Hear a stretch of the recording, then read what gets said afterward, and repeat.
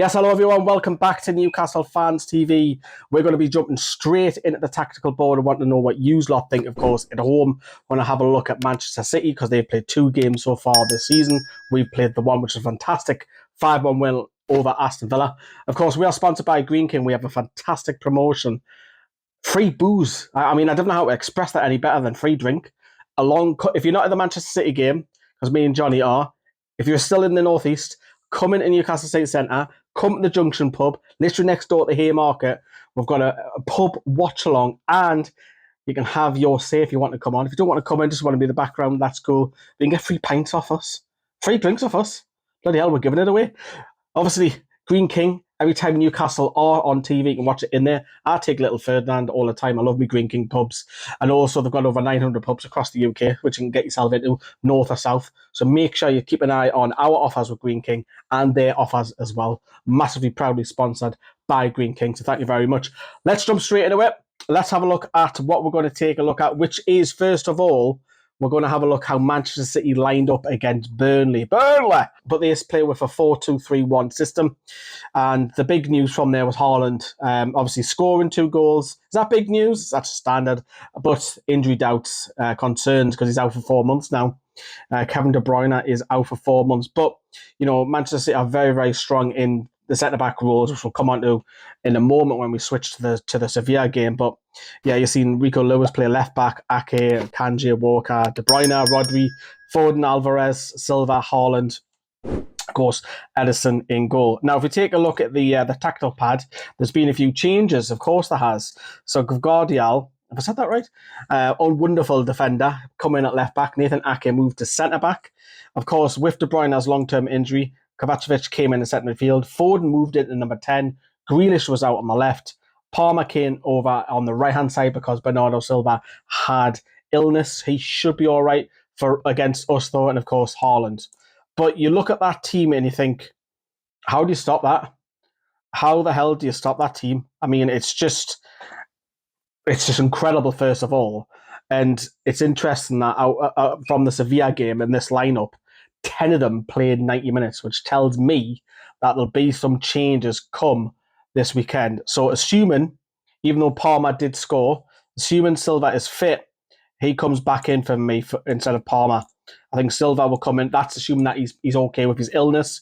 I think Foden and Grealish will be interesting to see what he does there. I think there will be a change because Stones and Diaz were, of course, obviously on the bench. I think they'll come in at the 2 centre-backs. I think they'll even replace both of them. Why not? And possibly Ake might move to left-back. So they've got plenty of options, you can see at the bottom here, to bring people in. Cancelo's obviously not even looked at nowadays, isn't he? Laporte, he's rumoured to be going, and he's the next one going to Saudi Arabia, rumoured, and Alvarez and what have you on there. But that's Manchester City. And of course, is how do you stop Haaland? Because, I mean, he's just incredible, isn't he, Haaland? I mean, how can you actually stop this lad? I mean, he's just. The thing is, he's playing with a team that of quality, which helps because his obviously goals have went up when he was at Dortmund. He's gone up another level coming to the Premier League, and he's just incredible, isn't he? How do you stop the supply? But then you're going to have to get tight to the likes of whoever plays on the right, whether it's Silva, whether it's Grealish. That you've got to.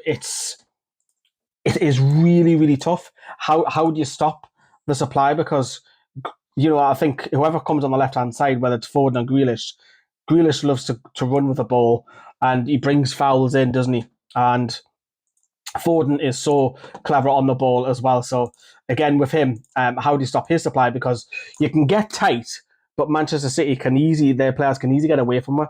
They've got the ability and the skill to get past defenders so easily. So, it's tough, and obviously they protect the defence really, really well. I personally think that Rodri is so underrated. He doesn't get talked about enough for me.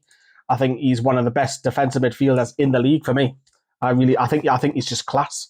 I think he's just absolutely brilliant. Obviously, he will push up when Manchester City are already high in possession, but he'll hover around the edge of the box, and he can, obviously, we've seen it in the last couple of years, he can ping one from distance. So we know that with Rodri. I think there will be changes, as I say, in defence. I think the back four will be more of a solid back four. I don't think the young lad Rico Lewis will come in. It'll either be Stones or Diaz, or possibly even both. That will replace Akanji and Ake, and I think Ake might move to left back potentially. But that is Manchester City. Briefly talking about them, we'll talk about the mighty Newcastle United. I think I'm going to remove all of Manchester City's team here. Now, I'm going to have a look at what Eddie Howe. How are you, man? Let's get rid of yours. I'm going to have a look at what Eddie Howe went with against Aston Villa, because realistically, do you see it? Do you see many changes? Because I personally don't. I think there might be 1, 2 at the max, but would you change that side that's just battered Aston Villa 5-1, or do you look at Manchester City and think, you know what, we've got to play at our strength, yes, but also look at what they can bring. So of course, if we take a look how I'm just going to move Nick Pope a little bit back. If we take a look at how we're lined up, get Botman in there, get Byrne in there, get Captain Trippier, and we'll get Fabian Schär as well. So they all started at the back four, and then you had Joe Linton, who was over on the left. You had Tonali, who, what a debut that was, by the way, absolutely incredible.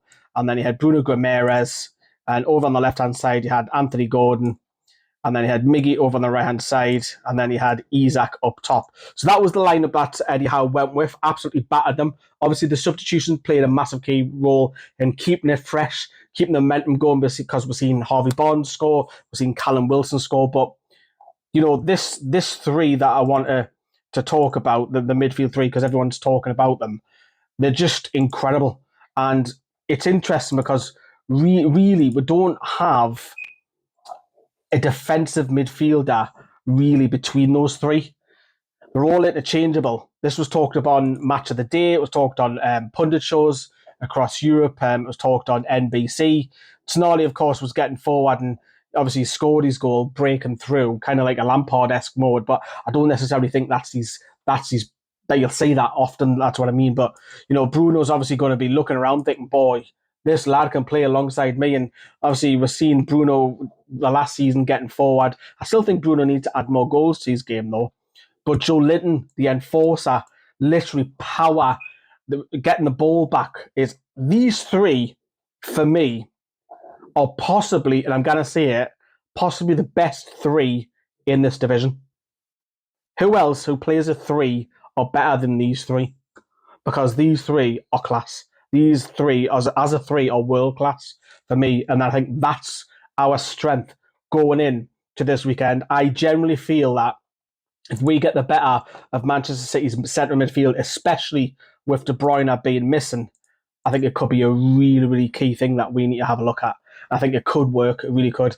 Look, the back four, Dan Burn will be up against either Palmer, Bernardo Silva, or even Foden on that right-hand side. So is he going to be able to cope with the pace? I think in first half against Aston Villa, he struggled a little bit, and then confidence, fine.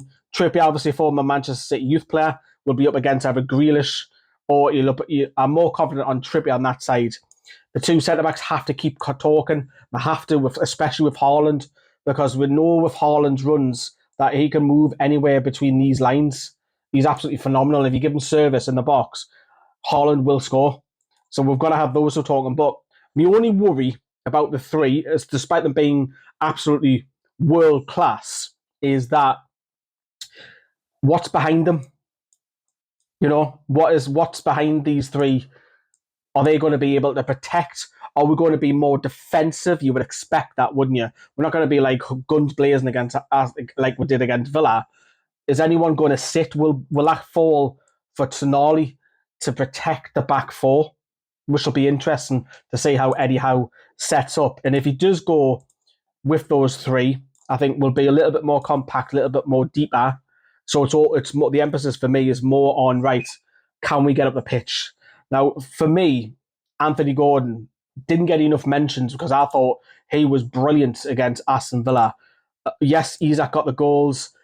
Yes, Tonali got the plaudits, but Gordon got some, but not enough for me. I think he deserves so much more credit because I thought he was brilliant. Harvey Barnes was as well. This is the game where you say to Miggy, yeah, you're fine defensively with Miggy because you know that Miggy will come back and help Trippier out. That's fine. Gordon, of course, will do that over the years. ESM is suspect to that. But Miggy, I'm fine with. I'm all right with Miggy playing full 90 minutes, even if you have to, because the lad will graft his arse off. So I'm okay with Miggy on the right hand side, no doubt. Of course, Alexander Isak. Now, if we are playing defensive, we're seeing what he's really good at is picking the ball up from deep, turning and moving. And that's where I think Newcastle need to be strong, where we are strong, in terms of pace out wide with Gordon, Almira and Isak on the counter. I think that's what's going to be key, as well as the three type midfielders, get the ball up to them guys. Can we get up the pitch? Because at times we are going to suffer. We are going to have a lot of time without the ball.